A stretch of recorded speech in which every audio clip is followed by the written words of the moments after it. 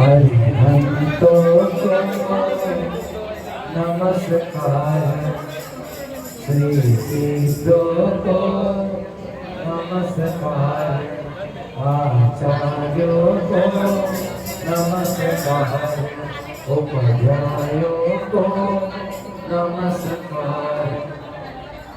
इस जग में जितने साधु गण हैं, इस जग में जितने साधु गण हैं, उन सबको वंदन बार बार। हरिहंतों को श्री आचार्यों को उपाध्यायों को, इस जग के जितने साधु गण हैं, इस जग के जितने साधु गण हैं, उन सबको वंदन बार बार। प्रभु आदिनाथ को नमस्कार, श्री चंद्र प्रभु को नमस्कार, श्री मुनि सुगत को, श्री नेमि प्रभु को, श्री शांति प्रभु को, श्री पार्श प्रभु को, श्री वर्धमान को, जग में जितने तीर्थंकर हैं, जग में जितने तीर्थंकर हैं, उन सबको वंदन बार बार। सब गुरुओं को नमस्कार, भगवंतों को, सब भक्तियों को, सब भक्तों को जय जय। उत्तम क्षमा माधव आर्जव भाव है, सत्य सोच संयम तप त्याग उपाव है।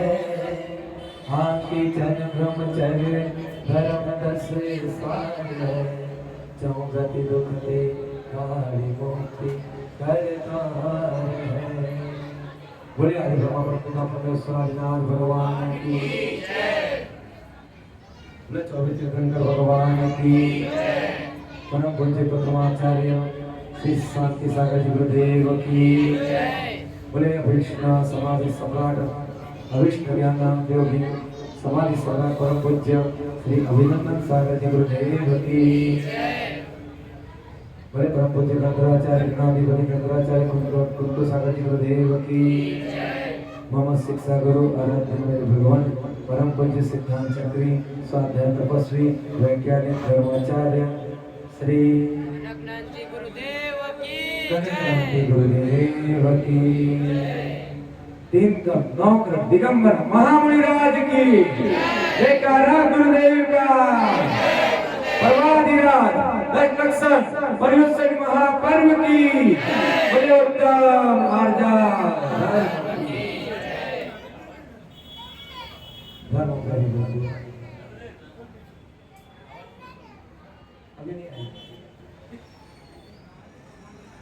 धर्मप्रेमी बंधुओं धर्मात्माओं भगवतीओं, मैंने पहले दिन कहा था ये हमारे आत्मा 4 गति 84 लाख योनियों में अनादिकाल से भटक रही है, आज भी भटक रही है और आगे भी नहीं भटके। इसके लिए हम इंस्ट्रक्शन पर्व ये अभी भी कह रहे भटकी रोज़ तो सुनते हैं। वो क्या है परंपरा में आ जाता है ना, तो व्यक्तियों की प्रवृत्ति प्रवचन इसकी शुरू कर देते हैं। ये प्रवृत्तियां हैं। व्यक्ति अनंत गुण का धारी होता है, कहें तो धर्म के अनुसार अनंत ज्ञान, अनंत बल, अनंत सुख, अनंत वीर्य, कहीं और नहीं। हमारी आत्मा कहाँ है? आत्मा कहाँ है ना?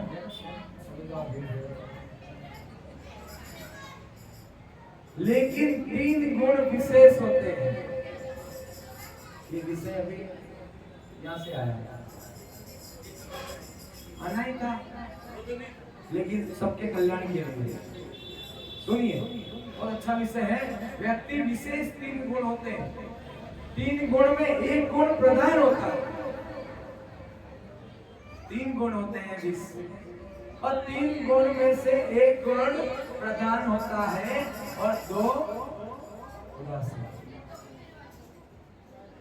अब मैं तीनों गुणों के बारे में बताऊंगा, फिर उस कसौटी पर अपने आप को रखना। मैं आप कौन सी श्रेणी में आते? जैसे मैं सुबह बताया था, कौरव, पांडव, राम, महावीर, उसी प्रकार अभी मैंने इस जीव के 3 विशेष गुण, उसमें एक गुण प्रधान होता है। व्यक्ति उसी प्रकार प्रवृत्तियां करता है, वो हम में से है। अब कौन कैसा है वो तो स्वयं को परखना है। कोई किसी दूसरे को परखने का प्रयास ना करे, नहीं तो कसाय प्रकट हो जाएगी। आपको स्वयं का मूल्यांकन करना है। किसका? स्वयं। नहीं तो क्या होता है, बुरा जो देखन में गया, बुरा न मनिया को, आपन आत्म खोजी तो, अरे मुझसे बुरा। व्यक्ति स्वयं की बुराई नहीं देखती, व्यक्ति दूसरों की बुराई। आज सुनिए, व्यक्ति के अंदर विशेष 3 गुण और उसमें एक गुण प्रधान होता है। 3 प्रकार के लोग होते हैं, उनमें 3 गुण होते हैं। एक व्यक्ति तमो गुण प्रधान वाला होता है, एक गुण सतो गुण वाला होता है, और एक गुण रजो गुण होता है। तमो गुण, रजगुण, सतगुण, ये तीनों गुण एक व्यक्ति के अंदर होते हैं, लेकिन इसमें एक विशेष होता है, प्रधान होता है। वो व्यक्ति कितना भी कर ले, थोड़ी देर के लिए चेंज होगा वापस। अब आपको इन तीनों प्रकार के व्यक्तियों के बारे में बताऊं, सुनना चाहोगे? तो फिर आपको परीक्षा में समझ में आएगा ना, मैं फर्स्ट हूँ, सेकंड हूँ कि थर्ड हूँ, है ना? तमोगुण प्रधान वाला व्यक्ति, उसकी कुछ विशेषताएं होती है कि उसको किसी दूसरे की प्रशंसा सहन नहीं होती। वो स्वयं की प्रशंसा कराना चाहता है, लेकिन किसी की प्रशंसा करना,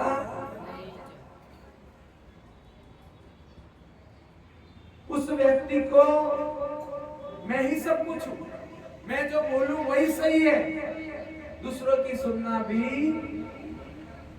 कौन? जिसमें तमोगुण प्रधान है, उस व्यक्ति की बात है।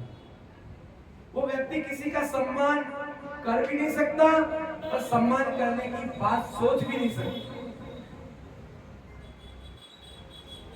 और कुछ अच्छा काम हो रहा हो तो उसे भी वो सहन, वो खुद करे, उसको प्रशंसा मिले, उसको फूल मिले, हार माला मिले, मुझसे पूछे तो ठीक, नहीं तो फिर वो व्यक्ति आपको कार्य। ऐसे तमोगुण वाले व्यक्ति, प्रधान गुण वाले व्यक्ति की आदत होती है, उनको स्वयं की प्रशंसा अच्छी लगती है, लेकिन किसी दूसरे की प्रशंसा अच्छी नहीं। उनमें ऐसा नहीं है कि रजगुण नहीं है, सत्वगुण नहीं है। इसके बारे में आपको बताऊंगा। इसके बाद दूसरे व्यक्ति, दूसरा प्रकार का व्यक्ति जिसमें रजगुण, रजोगुण वाला व्यक्ति, वो व्यक्ति कैसा होता है? उसकी विशेषता ये है, वो व्यक्ति अपने हाल में मस्त रहता है। मन में आया तो मंदिर आ गया, मन में आया नींद नहीं उड़ी तो मस्त एसी में सो गए। बारिश आ रही है, फुल जाना पड़ता है, पंडित जी मातो बहन हो रही है, हो गए। मस्त टीवी चालू करके पिक्चर लगा के सिनेमा लगा मजा ले। रजोगुण मस्ती में रहने वाला, अरे मुझे क्या करना, मेरे क्या कमी है, अच्छा बंगला है, गाड़ी है, घोड़ा है, पत्नी है, बीवी है, बच्चे हैं, सब है, क्या जरूरत है, ठीक है ना, जाएंगे तो गए, नहीं तो कई पड़ोसी के मित्र हैं, यशवंत भाई है, बोल दिया चलो ठीक है, चल भाई तू चल रहा है, चल चलते हैं। और यहाँ आने के बाद भी मस्ती में बैठेंगे, आराम से बैठने के लिए चाहिए होगा, मस्ती में रहेंगे। उनको कोई वो किसी की टांग नहीं अड़ाएंगे, वो किसी का बुरा करेंगे नहीं, वो अपने आप में मस्त रहते हैं। मुझे तकलीफ नहीं होनी चाहिए बस, बाकी किसी को अच्छा हो रहा है तो उनको कोई तकलीफ नहीं है, ऐसी विशेषता उनमें हो। कहीं मीटिंग हो गई, कहीं 4 आदमी मिल गए, मजाक मस्ती चल रही है, वाह आनंद आ जाता है। 12-1 बजे रात कब कैसे बन जाती है, मस्ती मजे ले रहे हैं, रजोगुण वाला है आनंद। अभी प्रवचन 12 बजे तक चलाऊं तो आपको घर के दुख सताएंगे, अरे 12 बजे गई, लेकिन अभी यहाँ पे अन्य बातें काफी रहे 12 हो 1 बजे जाए पढ़ने क्या जो है हंसी बातें चलाते। ये रजोगुण वाले प्रधान, जिसमें रजोगुण प्रधान है वो अपने मस्ती में रहता है, मौज में रहता है। मंदिर आ गया तो अभिषेक कर लिया, कोई महाराज जी आ गए ठीक है दर्शन कर लिए, कहीं रैली निकल रही है तो भाई चलो जा रहे तो अभी छुट्टी है तो चले गए, नहीं तो कोई समझ में आ गया। वो इतने बुरे नहीं होते हैं, अपने आप में मस्त हो, ठीक है ना। और सत्व गुण वाला व्यक्ति, जिसमें सत्व गुण है प्रधान है, वो व्यक्ति भोजन करने भी बैठा होगा, लेकिन अतिथि आ जाएगा उठ जाएगा, पहले अतिथि को भोजन कराएगा, फिर स्वयं भोजन करेगा। कोई तपस्या कर रहा है उसकी पहले अनुमोदना करेगा, सुबह प्रातः उठा नमोकार मंत्र का जाप करेगा, भगवान को याद करेगा, पहले शुद्धि करके मंदिर आएगा, भगवान का अभिषेक करेगा, पूजन करेगा, सबको जय जिनेंद्र बोलेगा, फिर गुरुओं के दर्शन करेगा, यदि गुरु इस नगर में है उनको पहले आहार देने जाएगा, फिर आकर अपने भोजन करेगा। और कहीं किसी की निंदा हो रही है तो उसका मन उसमें नहीं लगेगा, वो दया करेगा, करुणा करेगा, भगवान सबको सद्बुद्धि देगा। जिसमें सतोगुण प्रधान है उस व्यक्ति का किसी की निंदा करने में रस, उसको सिर्फ भक्ति करने में, अच्छे कार्य करने में, सबका भला करने में, समाज की सेवा करने में, मंदिर की सेवा करने में, गुरुओं की सेवा करने में, घर में परिवार में माता पिता की सेवा करने में, सबकी सेवा करने में वो आदमी आगे होता है।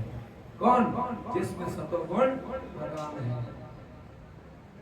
आधी रात को 1 बजे भी फोन कर दिया कि सुनील सागर जी महाराज आने वाले, सुबह बिहार में जाना है, तो सतोगुण वाला तो कोई आपको बहाना नहीं बताएगा, बोलते कितने बजे पहुंचना है खाली ये बता दो, क्योंकि उसमें सत्व गुण है, उसमें सज्जनता के गुण है, उसमें अच्छाइयां भरी हुई है। लेकिन सत्वगुण वाले में भी थोड़ा कम गुण रहता है, कहीं जाने अनजाने में ऐसी दोस्तों की संगति मिल जाती है, लेकिन वो प्रायश्चित कर लेता है। और तमोगुण वाला व्यक्ति भी भले सबका बुरा करता हो, सब में टांग अड़ाता हो, फिर भी वो मंदिर तो आएगा। क्यों? थोड़ा तो रजोगुण सत्वगुण है, थोड़ा तो ध्यान है प्रभु का, थोड़ा तो अच्छाई है, लेकिन उसे दूसरों की अच्छाई से है। वो यहाँ आएगा, मंदिर में पूजा भी करेगा, बोले भी लेगा, लेकिन वो चाहेगा हाथ पर पहनाना, तो मंदिर तो आएगा, क्योंकि रजगुण है, सत्वगुण है, रजगुण भी है, और मस्ती में जाना चाहता है, उसको कोई ठेस नहीं पहुंचना चाहिए। वो घर वालों के साथ में भी ऐसा ही व्यवहार करेगा, वो आपके इधर नहीं, घर में भी उसका वैसा ही व्यवहार होगा, समाज में भी वैसा ही व्यवहार करेगा, क्योंकि उसकी प्रवृत्ति है, वैसी प्रवृत्तियां आ जाती हैं। इसलिए इसको समझना और उसको जीवन में उतारना जरूरी है। अब मैंने तीनों गुणों के बारे में बता दिया, समझ में आ गया। अब कौन कैसा है, एक दूसरे का आंकलन नहीं करना, स्वयं का आंकलन करना कि क्या मैं तमोगुण वाला व्यक्ति हूँ, क्या मुझे दूसरों की तारीफ अच्छी नहीं लगती, क्या मुझे दूसरों की प्रशंसा अच्छी नहीं लगती, तो फिर मेरे में तमोगुण। क्या मेरे को भगवान के मंदिर जाने के लिए उत्सुकता नहीं होती, प्रेरणा नहीं मिलती, मेरा मन नहीं करता, तो समझ जाना रजोगुण वाले व्यक्ति को घर पे रहने में मस्त लगता है, सिर्फ साल में 10 दिन आना बस। 355 दिन रजोगुण में निकलते हैं, वो 10 दिन थोड़ा सा सतगुण प्रकट हो जाता है। क्यों? क्योंकि चारों तरफ व्हाट्सएप भी खोले, परिश्रम करो, रील देखे परिश्रम पर, और जिसमें मजा ले रहा था उसमें भी सब यही आ रहा है। अब तो मन इसमें लगा, खोपड़ी में वही आदमी तो देखता है वो से। तो अब स्वयं आंकलन करो कि मेरी प्रवृत्तियां कैसी है। यदि रजोगुण वाली है तो सत्व गुण प्रदान करने का प्रयास करो, पुरुषार्थ करो, और तमोगुण वाले हो तो फिर नरक जाने की तैयारी है। तो रजोगुण में तो आ जाओ, अच्छा नहीं कर सकते, बुरा तो मत करो, तारीफ नहीं कर सकते, प्रशंसा नहीं कर सकते, बुराई तो मत करो। इसलिए तमोगुण हो दूर कर दो, शांत कर दो, यही तो धर्म है। आज है उत्तम आर्जव धर्म। उत्तम आर्जव धर्म कहता है कौन सी कसाय का अभाव होता है? माया। माया में क्या आता है? कपट, छल, मायाचारी। मायाचारी किसे कहते हैं? ऊपर से मैंने सुबह उदाहरण दिया था, सब मायाचारियों का दिया था। सगुनी भी मायाचारी, मंत्रा भी मायाचारी, कंस भी मायाचारी दिया था। मामा भी मायाचारी, जीजाजी को किसी प्रकार से फंसा देता है। हमारे भाई साहब के तो तारक मेहता देख रहे हैं, उसमें से भी ज्ञान निकाल रहे हैं, अच्छी बात है। देखो मैं भी यही करता हूँ। हाँ लेकिन वो साला है, साले भी ऐसे होते हैं तो कहना। अच्छा अच्छा ही, हर चीज से अच्छा ही है। आज कारण यही है, आज हमारे बच्चे आधुनिकता कहते हैं, आधुनिकता को जो देखते हैं, बॉलीवुड में जो देखते हैं, अप्सराओं को देखते हैं, हीरो को देखते हैं, जैसा देखते हैं जैसा घर में व्यवहार। आज उनको साड़ी पहनाओ, पहनेंगे क्या? बताओ, नारी की सुंदरता किसमें है? बोलो, आप बोलो। और आपकी बेटी को आप जींस पैंट और टी शर्ट पहना रहे हो, और आपको पता है कि सुंदरता साड़ी में है। आप ही साड़ी पहनाने नहीं सिखाते तो फिर आगे जाके ससुराल में ना साड़ी पहनेंगे। इसलिए मैं तो बड़े मन से कहता हूँ, अभी तो संस्कृति सभ्यता जैन में बची है तो दिशा नरसिंहपुरा में नहीं, नाथा समाज में बची है। स्वीकार करने चाहिए। आज उनकी औरतें, आज उनकी महिलाएं यहाँ से पल्लू गिरने नहीं देती है, और सामने कोई आ जाए तो यहाँ तक आ जाता है। एक बार मैं एंडोपिन का कार्यक्रम करवाया, 4 दादा की महिलाएं भक्ति नृत्य के लिए ऊपर स्टेज पे, मैं पंडित बन के बैठा था। मैंने कहा मंच पे आए हो, पूरा तो नहीं गिरा होगा लेकिन यहाँ तक तो ले लो, हमको पता चले कौन कर रहा है। एक महिला मेरे पास आके बोली, पंडित जी कार्यक्रम कराना है तो कराओ, नहीं तो हम जाते हैं, हमारे जेठ जी बैठे हैं, सब बैठे हैं, हम यहाँ से पल्लू नहीं गिरा सकते, हम ये पल्लू यहाँ ढक के ही डांस नृत्य कर लेंगे लेकिन मुंह तो नहीं दिखाएंगे। तब गर्व होता है उनको, तब उनकी महिमा गाने को मन करता है। क्यों? क्योंकि आज तुम देख रहे हो, आज तुम्हारी बहुत तुम्हें कुछ कहने में, सामने बोलने में देर नहीं करती। आज तुम पानी मांगो तो कहेगी ले लो उठ के, मैं तो काम कर रही हूं।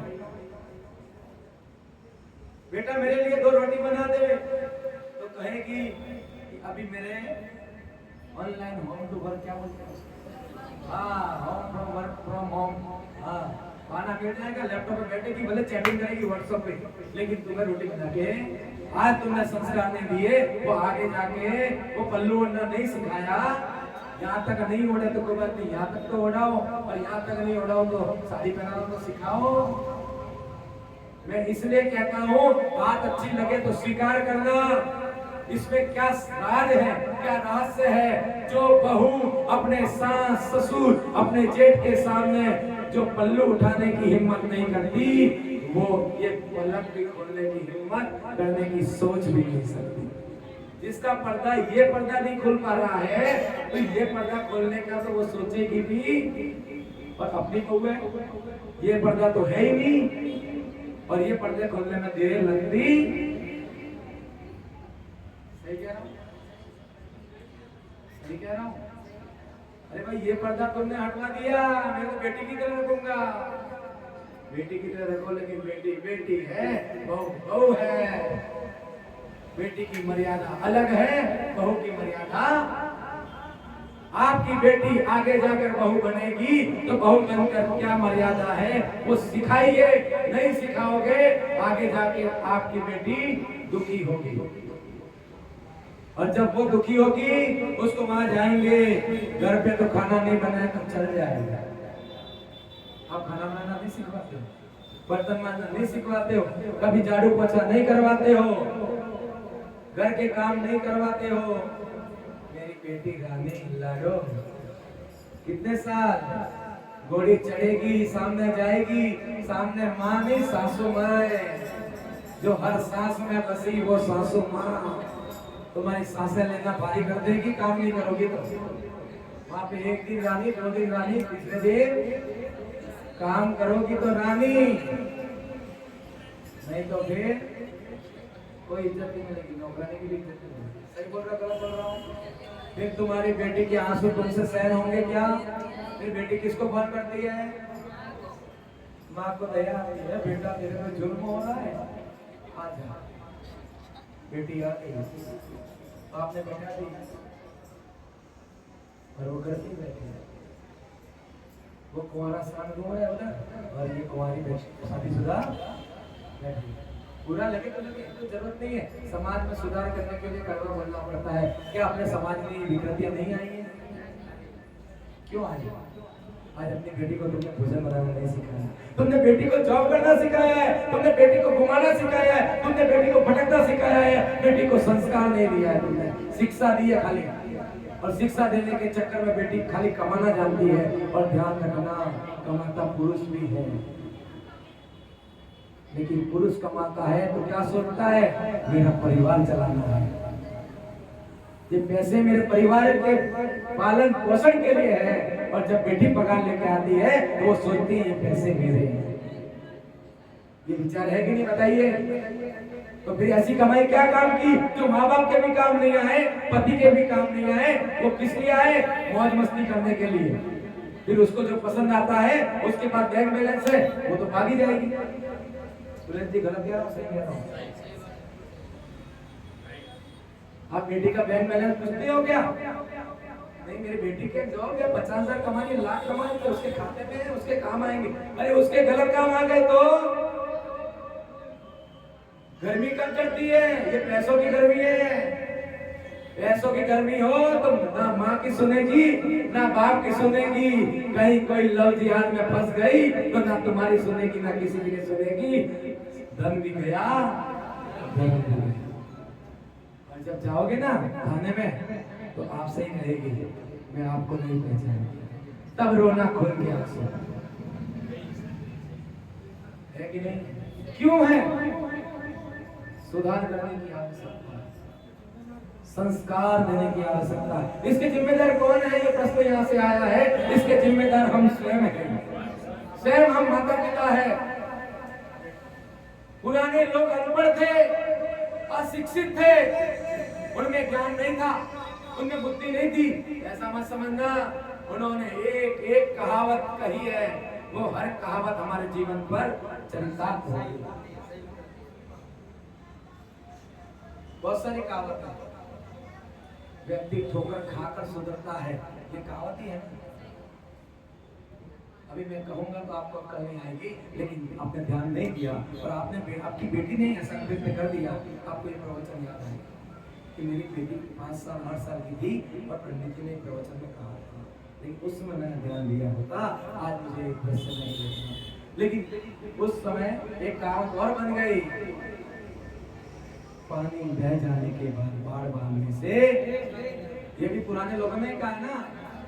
हर कहावत दिल को चोट करती है। इसलिए अभी 18 साल, अभी काल ऐसा है 15 साल के बाद संभाल लो, 15 साल के बाद संभाल लो, 16, 17, 18, 19, 20 सगाई कर लो, सगाई करवा लो, 21, 22, 23, 24 शादी करवा दो, सुखी रहोगी। आपकी शान, आपका मान, आपका अभिमान, आपकी इज्जत बनी रही।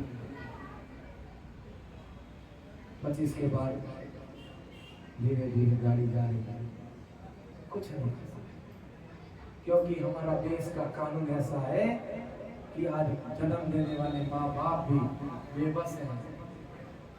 आप उनको 2 चांटे भी लगाओगे, यदि उस बेटी ने कंप्लेन कर दी, आपको जेल में जाना पड़ेगा। सुरेश जी, ऐसा कानून है कि नहीं है? आप बेटी पे हाथ भी नहीं उठा सकते। इतनी सुरक्षा मिल चुकी है और उसके बाद पैसा रहेगा तो वो क्या नहीं कर सकते, उसको सामने वाले का सपोर्ट रहेगा, वो क्या नहीं कर सकते। वो जमाना गया जो कमरे में डाल के 2 चांटे मारते थे, सब भूल जाती थी। वो जमाना चला गया। आज एक चाटा मारा तो तुमको पुलिस के 10 डंडे भिड़वाएगी वो। ये अनुभव हकीकत बता रहा हूँ, अपने समाज की कहानियां है ये, गलत नहीं है। समझ जाओ, सुधर जाओ, समझ जाओ, ठीक है ना।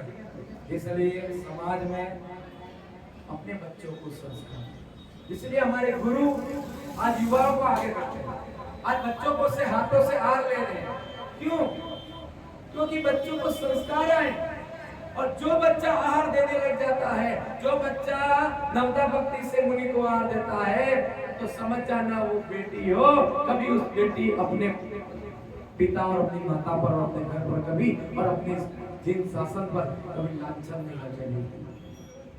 जिस बेटी ने आहार दे दिया, आज जितनी बेटियां भागी हो, जिन बेटियों ने मुंह काला करवाया हो, देख लीजिए उन बेटी ने कभी एक दिन भी मुनि के ना दर्शन किए होंगे, ना कभी आहार दिया होगा। जिस बेटी ने आहार दिया होगा, जिस बेटी ने मुनि की सेवा की होगी, जिस बेटी ने मंदिर में रोज दर्शन करती होगी, रोज माला जाप करती होगी, वो बेटी कभी ऐसा कार्य कर ही नहीं सकती। ये भी सत्य है और आज जरूरत है। बेटी आप कर्मी है, बेटी आप कर्मी है, बाप कर्मी नहीं है। यदि उसके भाग्य में करोड़ों की संपत्ति लिखी है तो फिर आप गरीब से भी शादी कराओगे, उसके जाने के बाद उसे करोड़पति बनने दे नहीं लगेगी। और उसके जीवन में यदि दुख लिखा है, आप करोड़पति से भी शादी करा लो, उसको घर पे आने में देर। मैना सुंदरी को कुष्ठपति से शादी करवा दी, लेकिन उसके भाग्य में अच्छा लिखा था, तो अच्छा हुआ कि नहीं बताइए। और सीता की शादी में राम लिखा था, प्रभु राम, मर्यादा पुरुषोत्तम राम, लेकिन वन की भटकना पड़ा नहीं। क्या कमी थी? अयोध्यापति दशरथ, हाँ, रघुवंश के राजा दशरथ, जनक की पुत्री, इधर दशरथ के पुत्र, ऐसे मर्यादा पुरुषोत्तम राम से विवाह करने के बाद भी उस सीता को क्या सुख मिला? वनवास भी गई, पति के साथ रहूंगी तो खुश रहूंगी, वहां पर भी रावण उठा के ले गया, वहां से वापस आई तो फिर वनवास जाना पड़ा। अब सब कुछ अच्छा देखने के बाद भी सुख नहीं मिला, और सब कुछ बुरा देखा, कोड़ी पति देखा, दुर्गंध मारता हुआ पति देखा, फिर भी राजकुमारी बनी। इसलिए भाग्य पर छोड़ो, अपने समाज का लड़का है, संस्कारी है, व्यवहारिक है, तो उस घर में संबंध करने में देर नहीं करना। ये नहीं सोचना वो अपना घर चला रहा है, अपनी बहन को पाल रहा है, तो फिर उसकी बहन तो जाएगी ना, उसके बदले तुम्हारी बेटी वहां आएगी, तो जो बहन को पाल सकता है क्या वो पत्नी को नहीं पाल सकता? लेकिन हमारी मानसिकता, करोड़पति देखते हैं, फ्लैट देखते हैं, दुकान देखते हैं, सब देखते हैं, फिर जाके रोना रोते हैं, क्योंकि व्यवहार देखा नहीं, सिर्फ पैसा देखा। पैसा क्या करेंगे बताओ? पैसे से किसी की भूख मिटती है क्या? प्रेम से दो शब्द मिल जाए। पत्नियां 2 टाइम घड़ी देखती है, सुरेश जी, यशवंत भाई, पत्नियां 2 टाइम घड़ी देखती है, एक तो सुबह के टाइम, एक शाम के टाइम। एक पत्नी वो है जो सुबह के टाइम देखती है कि 9 बज गए, ऑफिस कब जाएंगे, और एक पत्नी वो है जो सुबह की घड़ी नहीं देखती, शाम की घड़ी देखती है, 7 बज गए हैं, अभी आ जाए। इन दोनों में क्या फर्क है, कुछ समझ में आया? ये व्यवहार है, ये उस पति का पत्नी के प्रति समर्पण, पति का पत्नी के प्रति प्रेम, वात्सल्य और व्यवहार डिपेंड करते हैं। यदि आप पत्नी को खुश रखते हो, अपनी माता को खुश रखते हो, अपने घर परिवार को खुश रखते हो, तो आप कभी 7 बजे आने वाले हो, 8 बज गए, 9 बज गए, तो फोन पे फोन आने लग जाएंगे कि भाई तुम कहाँ हो अभी तक? और पत्नी पूछेगी, ए जी अभी तक कहाँ हो, आए नहीं, 1 घंटा लेट हो गए, किसको मिलने गए हो? वो किसको मिलने के डायलॉग है, पत्नी का डायलॉग है, क्योंकि मेरे को मारती है, ये पत्नी का डायलॉग है, लेकिन फिक्र तो है ना भाई, शाम को फोन कर रही है, अभी तक आए नहीं, तो फिक्र है, जाने का टाइम नहीं देखते, लेट हुआ तो बस से फोन आता है। इसका मतलब मेरे पति के प्रति व्यवहार। शाम को यदि 7 बजे आप दुकान बंद करते हो, ऑफिस बंद करते हो, 7:30 बजे तक घर जाते हो, 8 बज गई, 8:30 बज गई, आपकी पत्नी का फोन आ गया, या आपके भाई का फोन आ गया, या आपकी माँ का फोन आ गया, तो समझ जाना आपका व्यवहार आपकी घर वालों से अच्छा है। और घर में आते ही आपने क्रांति शुरू कर दी, घर में आते ही ऑर्डर चलाना चालू, झगड़ा करना चालू, तो फिर क्या होगा? पत्नी क्या सोचेगी? घर में आवे नहीं ना मां को समझ, पहले हम शुरू में परेशान है, फिर ये आवे खाना खाना, तो बातें कड़ी रहा, थान कड़ी ना सही, परेशान करोगे तो सुबह की घड़ी देखोगे। अब आपको क्या करना है? सुबह की घड़ी दिखवानी, शाम की अच्छा व्यवहार रखो, ऐसा व्यवहार रखो, इस बात को जीवन में उतार लेना। हो दादी जी, व्यवहार ऐसा रखो, व्यवहार व्यवहार व्यवहार यशवंत जी, व्यवहार ऐसा रखो, आप जहां रहो वहां सब आपसे प्रेम करे। फिर रिपीट कर रहा हूं, व्यवहार ऐसा रखो, जहां रहो वहां सब आपसे प्रेम करे। आप वहां से चले जाओ तो लोग आपको याद करें, आप वहां से चले जाओ तो लोग आपको याद करें, और आप जहां जाने वाले हो लोग वहां आपका, जहां आप जाने वाले हो लोग आपका, ये आपका व्यवहार डिपेंड करता है। पंकज भाई पहले आए, कुछ तो अच्छा करते, आज हमको याद करना। मेरा तो 2 साल से इंतजारी कर रहे, इसका मतलब आपने मुझ में भी कुछ अच्छाई देखी, मुझे कोई खींच के लाया है ये आपका इंतजार खींच के लाया है। बाकी मैंने तो पंकज भाई को फिक्स किया था, पहले नहीं किया था, पहले अपने को किया था, पंकज भाई को भेजा, अभी पंकज भाई को किया था। लेकिन मैं क्यों आया, मेरे दिल में ऐसे बात क्यों बने, कहीं ना कहीं निकल बोला और कहीं ना कहीं तुम्हारी सोच मेरे दिमाग में आ गई कि मैं वक्त बड़ा कम वक्त हूं। मैंने पहले कहकर मैं नहीं गया, लेकिन अब मैं कहकर जाऊंगा और अवश्य जाऊंगा, क्योंकि मेरा इंतजार वहां पर है। कहीं ना कहीं मुझे वहां की शक्तियां खींच रही है, कहीं ना कहीं मुझे गुजरात खींच रहा था। इसलिए मैंने पंकज भाई को, मेरे क्या मन में हुआ, दोनों बैठे थे और मेरे मुंह से निकल गया, पंकज भाई ऐसा करो आप घाट पर जाओ, मैं अहमदाबाद जा रहा हूं। उसको विश्वास नहीं हुआ, एक बार कहने पर विश्वास, बोलता तो मजाक कर रहा है। मतलब मजाक नहीं कर रहा हूँ, मैं इसलिए जा रहा हूँ कि मैं ऐसा व्यक्ति हूँ जो मेरे गुरुदेव 2014 में 4 दिन पहले चले गए, तो मैं ऐसा जिद्दी आदमी हूँ कि मैंने उस दिन ठान दिया कि 4 दिन में नहीं था, मेरे गुरुदेव चले गए, मैं 4 महीने के लिए लाऊंगा। तो 10 साल तपस्या की, वो साकार हुआ और 2024 में मैं गुरुदेव को लाकर 4.5 महीना सेवा की।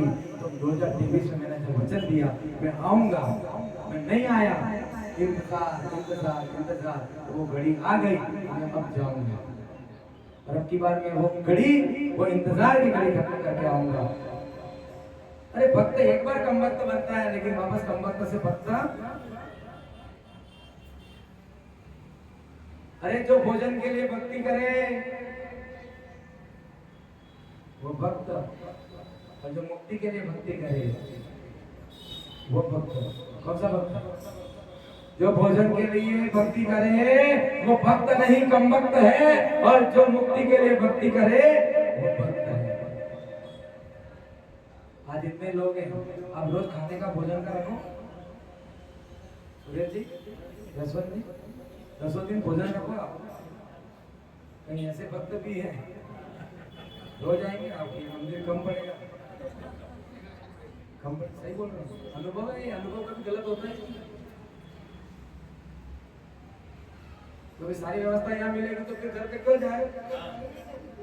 भाई टेंशन ना लेना, बहुत ही जल्द आगे हॉल तैयार होगा, एसी वाला। कौन सा? एसी वाला। वहाँ तीसरे माले पे खाने का रहेगा, दूसरे माले पे हम रहेंगे, नीचे भक्ति करेंगे। आपको वहीं रहना है, कमरे भी बनाएंगे, व्रती भी वहीं रहेंगे। ये भी कल्पना कर रहे हैं, भगवान से भावना पा रहे हैं, और ये सफल होगा। सफल होगा नहीं होगा?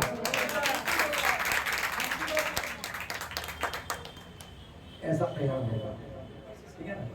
30 तारीख मन की बात आ रही, हाउस बातें करो। चलिए, व्यवहार समझ में आया? ऐसा व्यवहार रखो। देखिए, मैं सुबह बताया, मैं फिर से बता रहा हूँ, संगति अच्छी है, संगति का असर पड़ता है। संगत अच्छी होनी चाहिए, जैसी संगत वैसी रंगत होती है। संगति अच्छी होगी तो उसका ढंग कुछ और होगा, और संगति यदि गलत है तो रंग में भंग होगा। कृष्ण का नाम सुना है? कृष्ण का नाम सुना? किस किसने सुना है? हमारे भविष्य के 16वें तीर्थंकर होने वाले निर्मल रागे कृष्ण भगवान, समझ में आया? वो कृष्ण की संगति किसने की? किसने की? अर्जुन ने। किसने की? पांडवों ने की। किसने की? कितने भाई थे? और कौरव के कितने भाई थे? 100। और उनके साथ द्रोणाचार्य, भीष्म पितामह और संजय और महामान और भी उनके साइड थे। लेकिन उसने संगति किसकी की? शकुनी की। किसकी? शकुनी महान। तो इससे क्या हुआ? इतने योद्धा होने के बाद भी, इतने भाई होने के बाद भी, इतने राजा महाराजाओं के साथ होने के बाद भी, और उधर सिर्फ 5 भाई, लेकिन साथ में कृष्ण, वो भी हथियार नहीं उठाएंगे। फिर भी जीत किसकी हुई? किसकी हुई? पांडवों की। क्यों हुई? क्योंकि उनका व्यवहार अच्छा था, उनकी नीति अच्छी थी, उनकी नियत अच्छी थी, वो धर्म के साथ थे। कृष्ण धर्म का प्रतिरूप थे। कौन थे? वो युद्ध नहीं चाहते थे, इसलिए लास्ट हर प्रयास करने के बाद लास्ट शांति दूत बन के गए। जबकि वो कौन थे? द्वारिकाधीश। कौन थे? राजा थे। राजा कभी शांति दूत बनता है क्या? लेकिन इनकी इतनी उदारता कि काश शांति दूत बन के जाऊं, किसी की बात तो नहीं मान रहे, लेकिन मेरी बात कहीं मान ले तो ये विनाश रुक जाए। लेकिन फिर भी धृतराष्ट्र तो अंधा था, आंखों का भी अंधा, मन का भी अंधा, पेटों के दबाव में था, और दुर्योधन की तो शकुनी मामा के कारण बुद्धि भ्रष्ट हो चुकी थी। तो क्या हुआ? समूल विनाश हो गया, सबको मरना पड़ा। तो आपकी संगति अच्छी होनी चाहिए। अब आपके दोस्त कैसे हैं ध्यान रखिए, आपके पड़ोसी कैसे हैं ध्यान रखिए। एक बार एक व्यक्ति एक गांव में रहने के लिए गया, नया नया गया, वो बस व्यक्ति सज्जन था, सेवा भावी था, उसके मन में सबके प्रति उदारता के भाव, सेवा के भाव।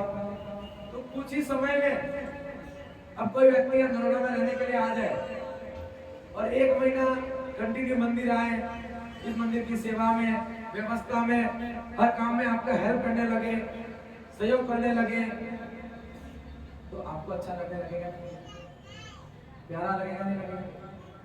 और जो व्यक्ति सालों से जुड़ा हुआ है, लेकिन कभी ना तो इतनी मंदिर की सजावट करने आता है, ना मंदिर में कभी दान करता है, ना मंदिर में कभी ना तन से सहयोग करता है, ना मन से सहयोग करता है, खाली बना बनाया सब है, ताजे बाजे सब है, तो आ जाता है, बैठ जाता है, भगवान के मुंह पानी डाला, ठीक नहीं जाता, ठीक चला जाता है। अब ऐसा व्यक्ति, उसको क्या होगा? ये व्यक्ति 1 महीना हुआ आया है, इसको तो तिलक कर रहे हैं, माला पहना रहे हैं, और मैं तो सालों से इस मंदिर से जुड़ा हुआ हूँ, साल का 2000 फिक्स किया हुआ है, तो 2000 भी देता हूँ, लेकिन कभी मुझे माला। तो उसके मन में क्या हो गया? उस व्यक्ति के प्रति ईर्ष्या होने लगी, बोलते इस आदमी को भगा दो तो अच्छा है। और वो कहाँ रहता था? उसके घर के सामने। कहाँ रहता था? उसके घर के सामने घर में, रोज देखता था सब, रोज लोग उसके घर आते मिलते। उसने देखा कभी मेरे घर कोई लोग मिलने नहीं आते, और गांव के अच्छे अच्छे सेठ साहूकार, हमारे यशवंत जी, दीपक जी, सूर्य जी सब मिलने जा रहे हैं, ऐसा क्या कर दिया भाई? तो उसको तो ज्यादा जलन हो गई। फिर उसने क्या किया? अब इस व्यक्ति को कुछ ना कुछ तो करना, दुर्बुद्धि वाला दुर्योधन होगा। अब उसने क्या किया? रोज रात की 12 बजती, सब एकदम शांत एरिया हो जाता, जो कचरा इकट्ठा करता पूरे दिन का, बाल्टी भर के, और रात की 12 बजे होती, दरवाजा खोलता, उसके दरवाजे के सामने जाके वो कचरा डाल देता, वापस आकर सो जाता। सुबह से दरवाजा खोला, सामने कचरा देखा, सच्चे व्यक्ति, अच्छा व्यक्ति, देखा कचरा, उसने सोचा होगा कहीं कुर्सी आ गया होगा, या किसी गलती से किसी ने डाल दिया होगा, उसने सफाई कर दी, लेकिन कभी किसी को कुछ कहा। दूसरे दिन भी उस व्यक्ति ने यही किया, तीसरे दिन भी यही किया, चौथे दिन भी यही किया, हर बार वो ये करता रहा, और इसने सब समय करता, लेकिन इसके मन में फिर ऐसा हुआ कि 1 दिन 2 दिन 3 दिन ठीक है, लेकिन इतना कचरा रोज क्यों आने लगा है? पता तो करना पड़ेगा। अब उसने क्या किया? इस घर में और इस घर के साइड में एक पेड़ था, उसने क्या किया? रात को अपने घर में नहीं सोया, घर को दरवाजा बंद किया, पेड़ के पीछे जाके छुप गया, और रखवाली की कि मेरे घर के सामने अभी तक तो कचरा नहीं है। कचरा आता कहाँ से? रात में आता है, रात को सोता हूं, उस समय तो होता नहीं है, सुबह उठता हूं तो कचरा। तो देखा तो रात की ठीक 12 बजे दरवाजा खुला, सामने वाले का ये बाल्टी भर के कचरा लेते हुए देखा उसको, लाके उसके घर के सामने गया, दरवाजे के सामने डाला, वापस आकर दरवाजा बंद किया और सो गया। अब उसको पता चल गया ये महादेव यही विराजमान है, कोई और नहीं है, यही व्यक्ति है जो कचरा। और सज्जन व्यक्ति, सबकी सेवा करने वाला व्यक्ति, सबका अच्छा सोचने वाला व्यक्ति, सतोगुण वाला व्यक्ति, वो किसी का बुरा। अब उसने क्या किया, कचरा तो साफ कर दिया, फिर इतने सारे फल फ्रूट लाए। क्या लाया? रात को वहां पे क्या था पता ना उसको, 12 बजे खोलता है, 12 बजे खोला, कचरा डाल के गया, उसने दरवाजा बंद किया, पेड़ के पीछे से आया, बाल्टी भर के फल फ्रूट थे सारे उसके दरवाजे के सामने रख दिए, घर पे आके सो गया। जैसे सुबह दरवाजा खोला तो सारे फल फ्रूट। उसने विचार किया तो जिंदगी में कभी किसी ने मुझे केला नहीं खिलाया, इतने सारे फल फ्रूट कौन रखेगा। ठीक है, एक दिन सोचा किसी का कोई बैठा होगा, रात्रि विश्राम कर रहा होगा, सुबह खुल गया होगा, एक दिन धंधे से निकल गया, लेकिन 2 दिन 3 दिन यही प्रक्रिया चलती रही, तो फिर इसके मन में हो गया कि मुझे भी तो अब देखना पड़ेगा कि मेरे घर के सामने ये काम कर रहा था। अब उसने क्या किया, पेड़ के पीछे जाके छुप गया। अब इसको तो पता था 12 बजे का टाइम, तो इसने क्या सोचा, 12 बज गई है, कचरा के चला गया। उसने 1 घंटे के बाद उसका दरवाजा खोल के फल लेके आया, उसके घर के सामने गया, फल रखे, वापस आकर सो गया। उसने क्या देखा, मैं जिस आदमी के घर कचरा डाल रहा वही आदमी मेरे घर के सामने फल फूल रख के जा रहा है। उसको अंदर में पश्चाताप होने लगा। सुबह हुई, सुबह घर पे गया, किसी घर गया, सज्जन के घर गया और जाकर कहने लगा तो भाई साहब मुझे एक बात पूछनी है। बोलते क्या? बोलते आप मुझे जो समझो वो समझो, लेकिन मुझे एक बात का जवाब दो कि मैं रोज आपके घर के सामने कचरा डालने वाला कोई और नहीं। और मैंने कल रात को देखा कि आप मेरे घर के सामने फल फ्रूट रख के जा रहे हो, आज 4-5 दिन से आप फल फ्रूट रख के जा रहे हो। मैंने कल देखा तो आप ही थे, तो मुझे ये बात समझ में नहीं आई कि तो वो व्यक्ति बोला कि मुझे पता है मेरे घर के सामने कचरा आप ही डाल रहे हैं। तो बोलते फिर मुझे ये रहस्य समझ में नहीं आया कि आपको पता था कि मैं गलत हूँ, जबकि मुझे दंड देना चाहिए था, मुझे सजा देनी चाहिए थी, मुझे बदनाम करना चाहिए था। आपने पूरे गांव में हल्ला मल्ला नहीं किया, आपने किसी को कुछ नहीं कहा, आपने मुझे भी कुछ नहीं कहा, और आपने मेरे कचरे के बदले फल दिए। तो इसके पीछे रहस्य मुझे समझ में नहीं आया। तो सज्जन व्यक्ति ने एक ही लाइन कही, ये लाइन जीवन में उतारने लायक है। उसने ये कहा कि व्यक्ति के पास जो होता है व्यक्ति वही सामने वाले को, व्यक्ति के पास जो होता है व्यक्ति सामने वाले को वही देता है। भाई तेरे पास कचरा था, तूने कचरा दिया, मेरे पास तो तेरे लिए फल फूल थे, मैंने तुझे फल फूल दिए। तो तेरे पास था वो तूने दिया, इसमें तेरा क्या कसूर है? समझ में आया क्या है? तब से उस सज्जन व्यक्ति का सबसे ज्यादा सम्मान करने वाला, सबसे ज्यादा इज्जत करने वाला कौन? सामने वाला पड़ोसी। कौन? क्योंकि तुम्हारा व्यवहार डिपेंड करता है। एक बार कल्पना करो कि इस कहानी में यदि व्यक्ति को पता चला यशवंत भाई उस जगह आप होते पेड़ के पीछे, और जैसे ही वो बाल्टी भर के कचरा डालता, आप क्या करते? उसी समय पकड़ के वहीं पे धोते। सही है गलत है? वो जिंदगी में वो आदमी कचरा तो नहीं डालता, लेकिन आपसे बात भी, आपके लिए अच्छा तो वो भी नहीं सोचता, उसकी आने वाली पीढ़ी भी। लेकिन उस व्यक्ति ने क्या किया? व्यवहार नहीं किया, उसने बुरा नहीं किया, क्योंकि जो बुरा करता है बुरा उसी का।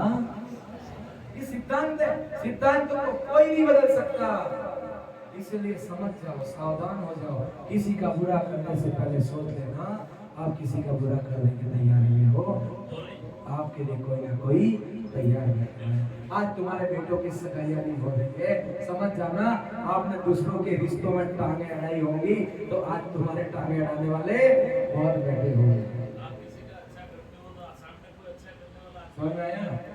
और तुमने किसी के टांग नहीं अड़ाई है, तो तुम्हारे कितने भी टांग अड़ाने वाले आ जाए तो टांगे कोई असर। समझ में आ रहा है? अनुभव है, स्वयं का अनुभव मेरे साथ हुआ है। कहीं गए मेरे रिश्ता तोड़वाने वाला, लेकिन हमने कभी किसी का बुरा किया नहीं, किसी का रिश्ता तोड़वाया नहीं, कभी तोड़ने का काम किया नहीं। टूटे कैसे? समझ आया? मिली अच्छी मिली, ऐसी मिली कि 4.5 महीना आचार्य श्री कनकानंद जी गुरुदेव का जब चतुर्मास हुआ, जब मेरे ऊपर प्रेशर आया, तो मेरे प्रेशर को जिसने अपने ऊपर ले लिया वो होती है अर्धांगिनी, वो होती है पत्नी।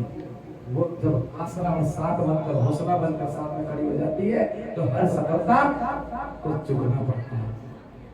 चौके वाली बाइया कितने साथ देती है? 2 दिन, एक भाई 50 दिन, दूसरी दिन 50 दिन, लास्ट का महीना अकेले ने संभाल लिया। 5 साधु 5 ब्रह्मचारी, चौका तैयार करना, बताइए। लेकिन मेरे को किसी के सामने हाथ नहीं छोड़ने दिया। ऐसी होनी चाहिए पत्नी,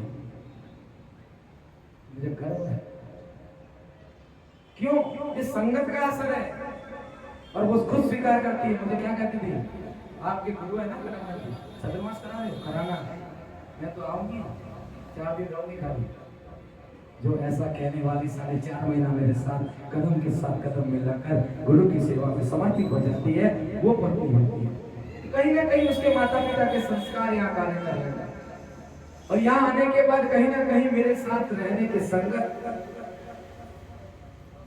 क्योंकि मैं गुरु से जुड़ा, गुरु से मुझे गुणों की प्राप्ति हुई, प्रभु की सेवा कर रहा हूँ, तो कहीं ना कहीं संगत रंगत लाती है, तो ऐसी शक्ति प्रकट होती है। ध्यान रखना, नारी में इतनी शक्ति है, नारी किसी को झुकने, पति सोचता है मेरे से ही घर चलता है, गलत फहमी है। बच्चे छोटे छोटे हो और पिता चला जाए, तो वो माँ 5 बच्चे 6 बच्चे का 7 बच्चे बड़े करके उसकी शादी करवा देते हैं, लेकिन उन 7 बच्चों से एक माँ पाली जाती है। ये भी सच्ची घटना है। इसलिए संस्कार दो, संगत अच्छी रखो, रंगत अच्छी आएगी। जैसा करोगे वैसा भरोगे, जो आपके पास होगा आप वही दोगे। आप अच्छा दोगे तो आपके पास लौट कर भी अच्छा आएगा, आप खराब दोगे तो आपके पास लौट कर भी खराब ही आना है। समय है विराम दो। आपकी शिरोधार है, पौना घंटा ही हुआ है आज का, 15 मिनट और, पौना घंटा 1 घंटा तो होगा। चलिए, विचित्र वेशभूषा वाले जा सकते हैं तैयार होने के लिए। जो विचित्र दिखते हैं वो आ जाना, ये सब विचित्र ही है, पर यशोद को बड़ा कर देगा। व्यक्ति का चरित्र विचित्र है, इसलिए बार बार कहते हैं, पंकज भाई भी आगे कह के गए होंगे कि चित्र अच्छा हो ना हो, चरित्र अच्छा होना चाहिए। और भी उन्होंने एक बात कही होगी, वितरागी नहीं वितरागी बनना है। एक बात और कही होगी, जो करो बेस्ट करो, टेस्ट आएगा, वरना सब वेस्ट हो जाएगा। इसलिए संगति अच्छी, व्यवहार अच्छा होना चाहिए। अब आप स्वयं अपनी कसौटी पे अपने आप को बैठाओ, चिंतन करो कि आज मेरा व्यवहार कैसा है। एक व्यक्ति के पेट में दर्द है, उसी व्यक्ति के आंखों में भी, पहले दिन की प्रवचन का अधूरा था, पूरा दिया। एक व्यक्ति के पेट में दर्द हुआ, एक व्यक्ति के आंखों में भी दर्द हुआ। डॉक्टर के पास गया, डॉक्टर आयुर्वेदिक था, उसने 2 चूर्ण बनाए, एक आंखों के लिए और एक पेट के लिए। बोला एक पानी के साथ ले लेना, आराम हो जाएगा, और दूसरा चूर्ण आंखों के ऊपर लेप लगा के सो जाना, तो ठंडक मिल जाएगी। अब आंखों में जलन थी, इसलिए वो चिट्ठी पे लिखा, लेकिन पढ़ उसने क्या किया, एक चिट्ठी निकाली, पी ली, दूसरी चिट्ठी निकाली, आंखों पे लेप, लेकिन हुआ क्या, जो लेप करना था और जो पीना था, तो उसकी आंखें और ज्यादा करने लग गई और पेट में का गड़बड़ और ज्यादा होने लगी। पापा दौड़ता दौड़ता किसके पास गया, यही डॉक्टर के पास गया। डॉक्टर के पास गया, डॉक्टर को समझ में आ गया कि मैंने तेरे को जो पेट के लिए पुड़िया दी थी उसको तूने पी लिया, लगा लिया आंखों पे, और जो आंखों में लगाने के लिए दी थी वो पी लिया। वो 2 पुड़िया वही थी जो भगवान ने व्यक्ति को दी थी, दिल और भगवान। समझ में आ गया? आज व्यक्ति क्या करता है, यहाँ पर जो करना है वो नहीं करता है, जो नहीं करना है वो करता है। इसलिए मैंने कहा कथनी, और आप भगवान के साथ जैसा व्यवहार करोगे वैसा फल आपको मिलेगा। समझ में आएगा? जैसा करो वैसा बनो। इसलिए जिंदगी में ध्यान रखना, कथनी और करने में अंतर। उस शांत बैठे हैं इसका मतलब ये नहीं कि तुम कुछ भी करो, वो ये कह रहे हैं मैं तो कुछ नहीं कहूंगा, लेकिन तेरे कर्म तुझे ही उसका फल देंगे। इसलिए कथनी और करने में अंतर नहीं होना चाहिए। श्रद्धा से करो, भक्ति से करो, माँ जिनवाणी का आश्रय लेके करो। कथा कथन पंडितों के चक्कर में आने का भी नहीं। गुणों पर श्रद्धा रखो, वचनों पर श्रद्धा रखो, जिनवाणी सरस्वती पर श्रद्धा रखो। ध्यान रखना, बेटे का बुरा पत्नी कर सकती है, बहन कर सकती है, पड़ोसी कर सकता है, लेकिन माता पिता कभी अपने बेटे का बुरा, माता पिता अपने बेटे का बुरा, माता पिता अपने बेटे का बुरा, तो माता कौन है, परम पिता कौन है, परमात्मा। तो कभी आपका बुरा कर सकते हैं क्या? तो आपको इन पर श्रद्धा नहीं, जो भगवान नहीं बने उन पर श्रद्धा है, जो भगवान बन गए हैं उनका भान नहीं है। एक बार व्यक्ति जंगल में गया, सीजन था आम का, किसका? रोड से जा रहा था, एक आम का पेड़ देखा, आम के पेड़ पे आम देखने के बाद किसने देखा आम?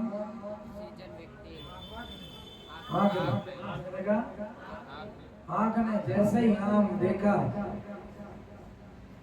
तो रसना इंद्री काम करने लग गई, खाने का मन हुआ, खाने की इच्छा हुई, और खाने की इच्छा हुई, ऑर्डर गया, कहाँ गया?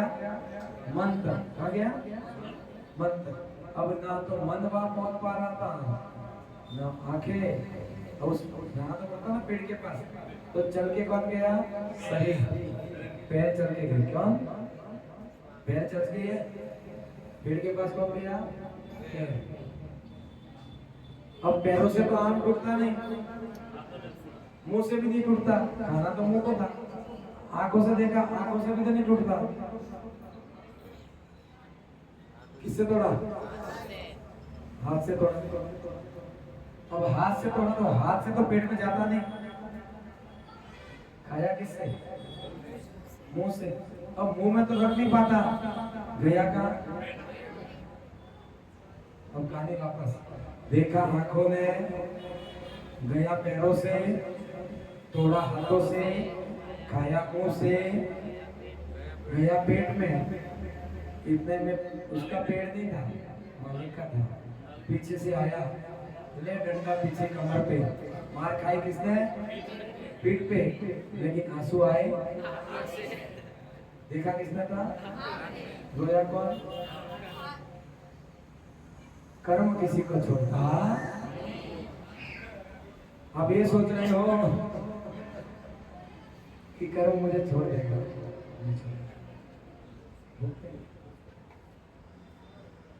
यशवंत भाई को अच्छा लगा।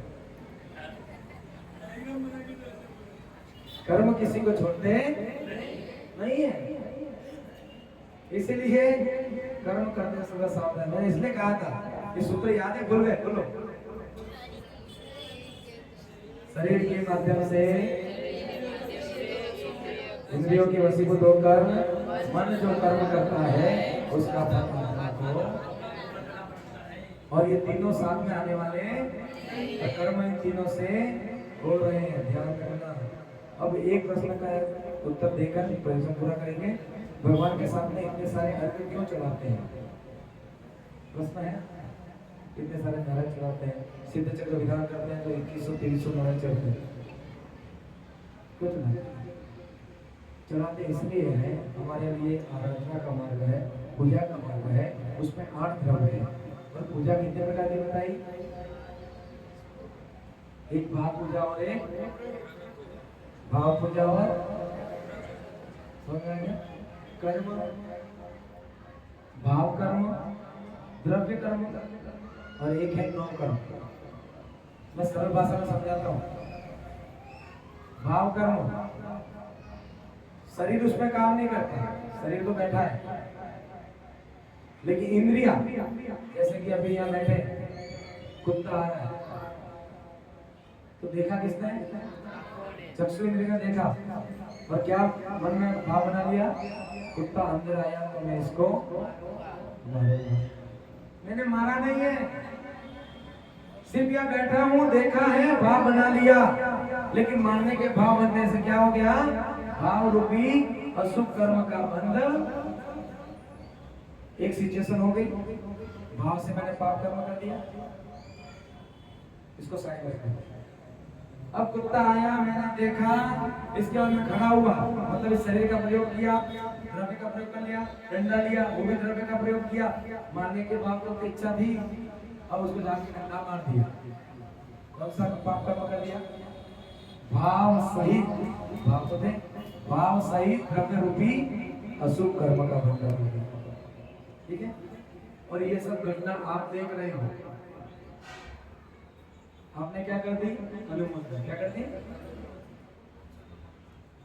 आपको पता है कुत्ते को नहीं मारना चाहिए था, किसी को मारना पाप है, लेकिन मैं उठा, मार दिया, तो फिर आपने कुछ बोला नहीं, रोका नहीं, गलत हो रहा है फिर भी, तो फिर क्या हुआ? आपने जाने अनजाने में भी जो कर्म बांधा है उसे कहते हैं नो कर्म। क्या कहते हैं? आपने ना उठे हो, ना मारा है, ना कुछ नहीं, लेकिन मैंने मारा है, उसकी अनुमोदन, तो आपने 3 कर्म बंद हो गए। एक भाव से हुआ, एक भाव से, एक द्रव्य से, और एक किया कुछ नहीं है लेकिन उसकी अनुमोदना कर ली, साथ में थे, साथ में रहोगे कीचड़ तो उड़ेगा, तो 9 कर्म, उसको बोलते हैं 9 कर्म, जाने अनजाने में होने वाले कर्म 9 कर्म कहलाते हैं। तो जो पूजा करते हो, तो एक पूजा होती है भावों से, जिसमें आपको द्रव्य, लेकिन भावों से नाम जाप करते हो, स्तुति करते हो, वंदना करते हो, प्रथम को चालीसा करते हो, इससे क्या होता है? आज दुकान बैठे बैठे भी ओम नमः देवता से गुरु नमः जन्म मेरे पार्वती स्वाहा, तनम मेरे पार्वती स्वाहा, भावों से पूजा कर ली, द्रव्य एक भी नहीं है, लेकिन उससे पुण्य तो मिलेगा, लेकिन उससे कौन से कर्म की निर्जरा होगी? जो भावों से आपने पाप कर्म बांधे। समझ में आया? और जो द्रव्य चढ़ाकर कर रहे हो, तो भाव तो है ही पूजा करने के, और साथ में द्रव्य भी चढ़ा रहे हो, तो कौन से कर्म की निर्जरा होगी? भाव सहित द्रव्य रूपी जो पाप कर्म किए उसकी निर्जरा होगी। और 9 कर्म, या पूजा हो रही है, ठाठ से हो रही है, पाठ से हो रही है, भले आप द्रव्य चढ़ा रहे हो, नहीं चढ़ा रहे हो, लेकिन आप भक्ति कर रहे हो, अनुमोदना कर रहे हो अच्छे कार्यों की, तो आपके जो अशुभ कर्मों में आपने जो जाने जाने में पाप किए, वही यहाँ पर कुछ द्रव्य नहीं चढ़ा रहे हो, नहीं कुछ समझ में आ रहा है, फिर भी भगवान के सामने तेरी होगी जय जयकार। मन प्रभु से लग गया और बोल दिया जय जयकार, बाबा रे बाबा तेरी हो गई जय जयकार। तो आपने जाने जाने में भी, आनंद में भी भगवान की जय जयकार लगा दी। आपने 9 कर्म सुख कर्म का बंधन, तो आपका 9 कर्म में जो पाप कर्म का बंधन हुआ था उसकी निर्जला गणित समझ में आई। भाव से पूजा, भाव से किए कर्म, ये बराबर है। भाव सहित द्रव्य से पूजा, भाव सहित द्रव्य से किए हुए पाप, जाने अनजाने में किए हुए पाप, ऐसा कहीं सहयोग मिल जाए, कहीं स्वाध्याय मिल जाए, कहीं प्रभु की भक्ति मिल जाए, तो आप बैठ गए, तो आपने जाने अनजाने में पुण्य कर लिया, उस पाप का नाश हो जाता है। सही है कि गलत है? बिल्कुल सही है। इसलिए भगवान के सामने पाप करते समय देखते हो क्या, कितना खर्चा कर लेते हो। किसी का बुरा बिगाड़ना हो, कोई केस कर दिया तो वकीलों को लाखों हजारों रुपए दे देते हो, देते नहीं देते हो? क्या भगवान के सामने 1000 रुपए की सामग्री तो नारियल ला के चला दिए, दिल टूट जाता है तुम्हारा? नहीं, वहां पर भी दंड है। एक साधारण व्यवस्था, कानून व्यवस्था, साधारण व्यवहारिक संसार में कानून व्यवस्था है। कानून व्यवस्था में क्या होता है? जेल तो होती है, साथ में आर्थिक दंड भी लेते हैं। सही है गलत है? लेते हैं, लेते हैं। हमारे समाज में भी कोई गलत कर देता है, क्या करते हैं? धर्मादा नहीं, दंड। क्या बोलते हैं उसको? बोलते नहीं बोलते? और ऐसे आप श्रद्धा से देते हो तो उसको धर्मादा बोलते हैं, दान बोलते हैं, है ना? क्या धर्मादा मतलब पैसा लिया, लेकिन कोई गलती करी दे तो न करो, 51,000 रुपये दंड पड़ते हैं। बोलते नहीं बोलते? तो एक सामाजिक व्यवस्था में, एक व्यवहारिक व्यवस्था में आपको दंड भरना पड़ता है आपके उस गलती के प्रायश्चित के लिए। तो आप जो दूसरी गलतियां कर रहे हो, मन की कसाइयों को प्रकट करके, मायाचारी करके, छल कपट करके, तो उन दोषों को धोने के लिए भगवान के सामने द्रव्य से पूजा करनी पड़ती है। वही आपका प्रायश्चित है। आप एक अभिषेक करोगे तो आपको किया नहीं किया, बिना पेट्रोल के गाड़ी चलती है क्या? अरे पूरी गाड़ी की सर्विसिंग करवा दी, टकाटक करवा दी, नहीं गाड़ी ट्रैक तो एकदम 15 लाख की, 25 लाख की गाड़ी निकाल ली आपने, कार निकाल ली, मारुति निकाल ली, लेकिन उसके अंदर डीजल नहीं डालोगे, पेट्रोल नहीं डालोगे, आगे बढ़ेगी क्या? बाइक भी पालते हो ना, बाइक, ये एक्टिवा चलाते हैं, यहाँ की बच्चियां बहुत एक्टिवा अच्छी चलाती है, ये दौड़ाती है, हमको भी डर लगता है पीछे रहेगा। हाँ, पावरफुल है यहाँ की। और यहाँ गुजरात में गाड़ियाँ तो ऐसे चलाते हैं, क्या पता एयर इंडिया के एरोप्लेन जाते हैं यहाँ पे, कहाँ क्रैश होंगे पता नहीं, या तो किसी को क्रैश करेंगे या खुद हो जाएंगे। ना कोई सिग्नल, ना कोई ट्रैफिक पुलिस है, ना कोई हेलमेट, कुछ नहीं, सीधा कान में घुमाया, ये जान देता है, पालन नहीं करते। नहीं, कैमरे में फोटो आ गया ना, आजकल कैमरे आ गए हैं, जैसे यहाँ कैमरा है वैसे वहाँ कैमरा भी लगा हुआ है। समझ में आ गया? जितने पाप किए फाइल में लिखे जा रहे हैं, इसलिए उन पापों को यही भुगतना है। इसलिए धर्म कर लो, पुण्य कर लो, कुछ गलतियां हो तो सुधार लो, समय है, नहीं तो फिर ऐसा नहीं हो जाए। मैंने वक्त से वक्त मांगा, वक्त से वक्त मांगा, सुमिरन के वक्त में ना सुमिरन का वक्त मांगा, और जब वक्त से वक्त मांगा तो वक्त तंग आया। इसका मतलब ये है, अभी जवानी है, युवा अवस्था है, भक्ति करने के दिन है, आनंद और सेवा करने के दिन है, तो आज सुमिरन का समय है, नहीं किया। और जब वक्त मांगूंगा कि भगवान मुझे कुछ अच्छा दे, शरीर दे दे, मेरी टांगे अच्छी कर दे, मुझे मंदिर जाना है, अब कब वक्त मांगोगे? जब वक्त तंग आ जाएगा कि बोलता है जवानी में थी तब तो गई नहीं, अब बुढ़िया घाट में सोने के दिन आए, अब देखो मंदिर जाना है। इसलिए सुमिरन के वक्त में सुमिरन का वक्त मांगा, जब वक्त से वक्त मांगा तो वक्त तंग आएगा। ऐसा नहीं होना चाहिए, वक्त पे सारे कार्य कर लो। इसलिए कहते हैं सत्संग कर लो जवानी में, बुढ़ापा किसने देखा। दो लाइन बोलने वाले हैं। और सत्संग कर लो जवानी, बुढ़ापा बुढ़ापे में चले हुए बेकार, मनवा तीरथ को ललचाए। बुढ़ापे में मनवा तीरथ को ललचाए। तीरथ कर लो जवानी में, बुढ़ापा किसने देखा। और बुढ़ापे में हाथ हुए बेकार, मनवा दान को ललचाए। हर दान दे दो जवानी में, बुढ़ापा बुढ़ापे में गला हुआ बेकार, मनवा भजन को ललचाए। सत्संग कर लो जवानी में, बुढ़ापा बुढ़ापे में कान हुए बेकार, मनवा प्रवचन को ललचाए। अब कान काम नहीं कर रहे, लेकिन वाणी सुननी है बेटा। पारस चैनल लगा देते, शंका समाधान आ भी रही है। हमरा है नहीं देखा करो। अरे बुढ़ापे में कान हुए बेकार, मनवा प्रवचन को ललचाए। ओ वाणी सुन लो जवानी में, बुढ़ापा किसने। आज अच्छी भक्ति की आपने, तो ऐसी होनी चाहिए। बुढ़ापे में कमर हुई बेकार, मनवा भक्ति को ललचाए। ओ भक्ति में झूम जवानी में, बुढ़ापा बुढ़ापे में शरीर हुआ बेकार, बुढ़ापे में शरीर हुआ बेकार, मनवा दीक्षा को ललचाए। ओ दीक्षा ले लो भवानी में, बुढ़ापा किसने। बुढ़ापा हमने देखा है, बुढ़ापा तुमने देखा है, बुढ़ापा सबने देखा है। सत्संग कर लो जवानी में, बुढ़ापा सबने देखा है। समझ आया? आप सबने मुझे सुना, मैं बहुत अनुग्रहित हुआ। बोले महावीर भगवान की। बोधि समाधि परिणाम शुद्धि।